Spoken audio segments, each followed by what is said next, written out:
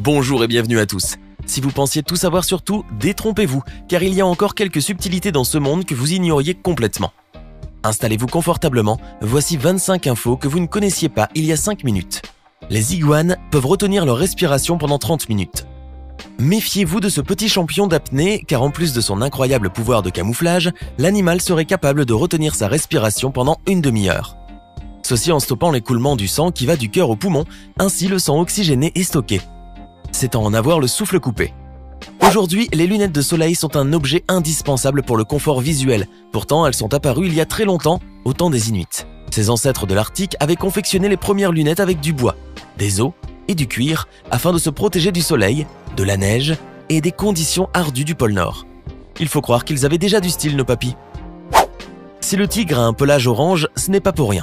Cette couleur offre à l'animal le camouflage idéal puisque ses principales proies, qui sont les cerfs, perçoivent la couleur orange en vert, donc parfait pour se dissimuler derrière les feuillages. La fourmi peut soulever 50 fois son poids. Eh oui, ne sous-estimez pas ce petit être inoffensif, car à lui seul il est capable de soulever plus de 50 fois sa taille. Cette incroyable capacité s'explique par l'architecture très bien faite de son thorax, ainsi que par la solidité de son exosquelette. Christian Peters, le directeur de la recherche du CNRS à l'Institut d'écologie et de sciences de l'environnement de Paris, affirme que toute la puissance de la fourmi repose sur son cou. C'est grâce à la puissance des muscles de son cou que l'ouvrière soulève d'aussi lourdes charges.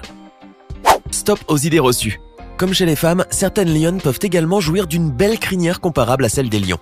Bon, il est vrai que c'est un phénomène assez rare découvert au Botswana dans le delta de l'Okavango. En effet, seuls quelques cas de lionnes arborant de belles crinières ont été observés. Les études scientifiques qui se sont penchées sur ces cas ne permettent pas encore de donner d'explication tangible à ce phénomène. Toujours est-il que ce sont de vraies lionnes. Comme quoi, même chez les animaux, les femelles revendiquent leur droit d'équité. En 2013, une photographe a eu l'étrange idée de passer 100 larmes humaines provenant d'origines différentes sous le microscope pour en observer les formes. Des larmes de joie, de tristesse, des larmes de réflexe et des larmes lubrificatrices. Les résultats se sont avérés étonnants car ils ont révélé que les formes des larmes étaient différentes selon les types, bien qu'elles aient une composition chimique similaire. L'homme au plus grand pied de l'histoire est Robert Pershing Wadlow, de son vrai nom, né en 1918 à Alton, au Michigan. Ce géant de 2,72 m est le plus grand homme que la Terre ait porté.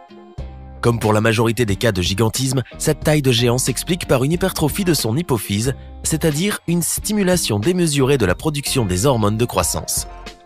Autre que des tracas du quotidien comme le commun des mortels, Robert avait des problèmes de chaussures, car avec des pieds de 47 cm de long, l'homme chaussait du 71 et ne trouvait donc pas chaussures à son pied.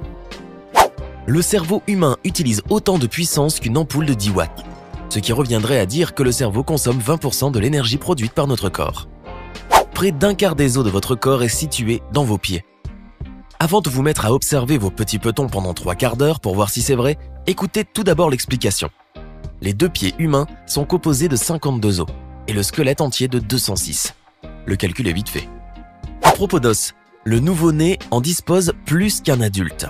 À la naissance, les nourrissons possèdent 350 os, mais certains vont ensuite fusionner pour n'en former qu'un. Ce qui explique qu'à l'âge adulte, nous en possédons 144 de moins, soit 206 au total. La ville de Paris ne compte qu'un seul et unique panneau stop. Non, ce n'est pas une blague, la capitale française ne possède qu'un seul panneau stop. Il se situe précisément sur le domaine public, juste à la sortie d'une entreprise située quai Saint-Exupéry. Vous savez que votre sang contient un grand nombre de métaux, mais vous êtes certainement loin de vous imaginer que l'or en faisait partie. Notre sang contient bien une infime quantité d'or, soit 0,2 mg. Ceci s'explique par le fait que nous ingurgitons beaucoup d'aliments imprégnés de métaux présents dans la terre. Une fois dans le corps, le sang distribue ce métal précieux partout. Vos parents ne vous ont pas menti quand ils vous ont dit que vous valiez de l'or. Le plus petit parc du monde. Il existe à Portland aux États-Unis un parc de 61 cm. Oui, nous parlons bien de centimètres. Créé en 1948, Mill Ends Park est en réalité une sorte de pot à fleurs destinée à accueillir une colonie de créatures irlandaises appelées Leprechauns. C'est à ce jour le parc le plus petit du monde selon le livre Guinness des records. Amusez-vous à approcher une bougie allumée très près d'un mur, que ce soit en pleine journée ou en pleine nuit. Vous remarquerez que seule l'ombre de la bougie se dessinera sur le mur, mais pas celui du feu. Explication. Eh bien, scientifiquement, le feu n'est pas une matière palpable. C'est une réaction chimique due à une combustion, laquelle engendre de la lumière et de la chaleur, rien d'autre. En physique, une ombre est créée par la rencontre d'un objet opaque et d'une lumière. Et comme la flamme n'est pas une matière, il n'y a pas d'arrêt de la lumière, par conséquent l'ombre n'est pas créée. Cependant, si l'on veut défier les lois de la physique et créer une ombre à la flamme, il suffira d'apporter une source lumineuse plus puissante que celle du feu. C'est à ce moment qu'on pourra distinguer une petite ombre. Voir le soleil fait éternuer, mais rassurez-vous, cela ne concerne que 10 à 35% des gens de la planète. Cette réaction est scientifiquement appelée réflexe photosternutatoire, une sorte de court-circuit qui affecte les nerfs faciaux, principalement le nerf trijumeau et le nerf optique. Le fait d'éternuer va donc agir comme un redémarrage du système nerveux. L'oxygène colore le sang en rouge. Non, le sang n'est pas rouge parce que l'on consomme trop d'aliments rouges. Non plus parce que c'est la couleur de l'amour. Le sang est tout simplement rouge parce qu'il véhicule de l'oxygène et que son contact avec ce dernier lui donne cette belle couleur vermeille. Scientifiquement, la couleur résulte de l'oxydation du fer contenu dans une molécule présente dans les globules rouges appelée hémoglobine. L'oxydation est due au contact du fer avec l'oxygène, ce qui produit de l'oxyhémoglobine, laquelle donne la couleur rouge au sang. Non, la souris d'ordinateur n'a pas toujours été ce petit objet épuré qui se blottit discrètement contre la paume de votre main. La première souris d'ordinateur était peut-être bien plus grande que la main elle-même. Blague à part, les premières souris étaient couvertes d'un boîtier en bois. Laissez-nous vous dire qu'elles ressemblaient à tout, sauf à une souris. Les gagnants placés à la seconde place du podium n'ont plus à s'en faire puisque la seule chose qui différencie la médaille d'argent et la médaille d'or, c'est la dorure qui recouvre celle-ci. En termes de chiffres, certaines médailles d'or sont composées à 98% d'argent, comme c'est le cas des médailles d'or des Jeux Olympiques de Rio en 2016. En général, la teneur minimale d'une médaille d'or doit être de 92,5% d'argent, c'est-à-dire que la médaille ne doit pas contenir plus de 6 grammes d'or pur. Pas de quoi en faire des jaloux. Les manchots peuvent boire de l'eau salée pour se réhydrater. Ils nous étonneront toujours ces animaux. Capables de braver le froid et les conditions extrêmes de leur environnement naturel, ils sont aussi capables de boire de l'eau de mer pour se réhydrater. Les manchots peuvent remercier leur glande nasale qui agit comme filtre. Ainsi, le sel sera transformé en fluide et expectoré ensuite par les voies nasales. Il existe en Californie, à Livermore, une ampoule allumée depuis 118 ans. Des pompiers l'ont allumée dans leur caserne en 1901 et depuis elle brille de façon ininterrompue au plafond du hangar. Bon, pas de quoi éclairer un stade car sa lumière est relativement faible, mais toujours est-il que ce phénomène est extraordinaire. George Washington avait des dents en ivoire d'hippopotame. Nous parlons bien évidemment du premier président des États-Unis d'Amérique. Il a commencé à perdre ses dents à l'âge de 22 ans à cause d'un médicament qu'il a ingurgité pour combattre la malaria. Lorsqu'il les a toutes perdues, son dentiste John Greenwood lui a fabriqué un dentier complet à partir d'ivoire d'hippopotame, de dents de vache, d'âne ou de cheval, mais aussi de fils d'or et de vis en laiton. Eh oui, il ne se contentait pas de peu, notre ami George. Le briquet existait bien avant les allumettes. Les premières allumettes inflammables par friction ont été inventées en 1826, tandis que le briquet, lui, aurait été créé bien avant, en 1823 par un certain chimiste allemand nommé Johann Wolfgang d'Oberreiner. Bon, il n'avait certainement pas autant de style que ceux d'aujourd'hui, toujours est-il que c'était une cartouche pleine d'hydrogène qui produisait du feu grâce à un catalyseur en platine, et c'est le principal. Les fleurs poussent plus vite lorsqu'elles écoutent de la musique. Alors que certains préfèrent parler à leurs plantes pour bénéficier de leur pouvoir relaxant, d'autres leur font écouter du Beethoven. Charmant. En 2000, une étude menée à l'université de Gand en Belgique sur des plantes a révélé l'effet de certains sons sur la croissance de celles-ci. Mieux que ça, plusieurs agriculteurs et professionnels de l'agroalimentaire en Europe ont choisi de soigner leurs plantes et cultures avec de la musique. En tout cas, c'est toujours mieux que les pesticides. Contrairement à ce que l'on croit, les pyramides n'auraient pas été construites par des esclaves, mais par des ouvriers ordinaires venus des 4 coins du monde. En 2010, des archéologues ont découvert des tombes d'ouvriers se trouvant près de la pyramide Khéops en Égypte. M. Hawass, le chef des antiquités égyptiennes, affirme que s'il s'agissait de corps d'esclaves, ils n'auraient pas pu construire leur tombe dans cette zone. Tout un mythe qui s'effondre. Avec une superficie de 10 582 km², le Salar d'Uyuni, plus grand désert de sel du monde, contient près de 10 milliards de tonnes de sel et possède presque la même superficie que la Jamaïque, qui fait 10 992 km². Le Salar se situe sur les hauts plateaux du sud-ouest de la Bolivie, à 3658 mètres d'altitude. De décembre à mars, le désert s'inonde souvent et ressemble à un magnifique miroir gigantesque. Le Salar d'Uyuni abrite un hôtel entièrement constitué de sel. Vous est-il arrivé d'ouvrir les yeux sous l'eau sans lunettes? C'est vrai que tout paraît flou? Savez-vous pourquoi? Votre vue sous-marine est mauvaise car vos pupilles s'agrandissent pour laisser entrer le maximum de lumière possible, bien que cela ne s'applique pas à tout le monde.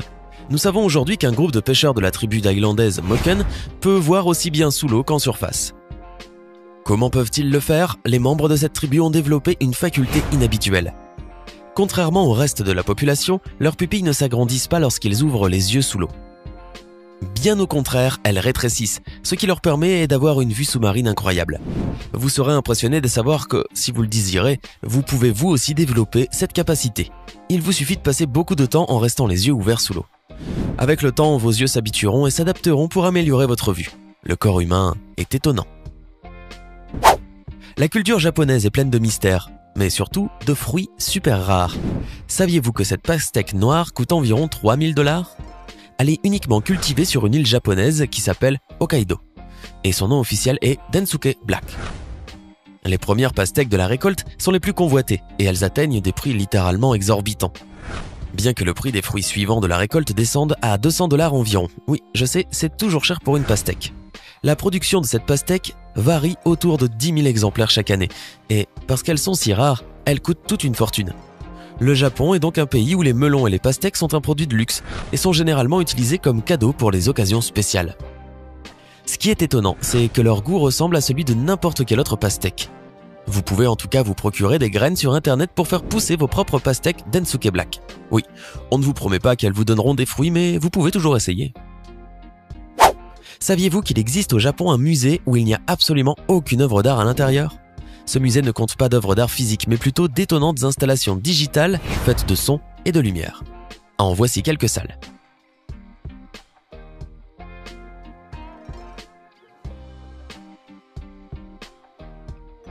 Un groupe de chercheurs analysa le sourire de la Joconde avec un programme de reconnaissance des émotions. Ils découvrirent qu'au moment où on faisait son portrait, elle était heureuse à 83%, dégoûtée à 9%, effrayée à 6%, énervée à 2%, neutre à moins de 1% et surprise à 0%. Combien de fois vous est-il arrivé de monter dans la voiture et d'avoir le vertige en démarrant ou à un moment durant le trajet? Je sais, c'est horrible. Ne vous êtes-vous pas demandé pourquoi nous avons le vertige? Ce malaise a un nom. Il est connu sous le nom de cinétose ou mal des transports. On raconte qu'il est provoqué par l'information contradictoire que nos organes transmettent au cerveau. Je vous donne un petit exemple afin que vous puissiez mieux me comprendre. Disons que vous allez en voiture, assis sur le siège arrière, tout en regardant le téléphone portable. Votre oreille interne et certains membres de votre corps détectent le mouvement de la voiture, mais vos yeux ne voient aucun mouvement. Ils ne voient que l'écran de votre téléphone portable. À ce moment-là, le cerveau essaie de comprendre ce qui se passe. Il devient complètement confus et tandis qu'il organise tous ces signaux contradictoires qui lui parviennent, vous finissez par avoir le vertige. Ainsi, quand vous faites un long voyage en voiture et que vous avez l'habitude d'avoir le vertige fréquemment, essayez de fixer vos yeux sur des objets en mouvement comme d'autres voitures par exemple. Ou bien, vous pouvez également fixer l'horizon. Je vous garantis que cela vous aidera. À présent, vous pouvez vous vanter d'avoir une tête bien pleine. Dites-nous donc en commentaire laquelle de ces infos vous a le plus surpris.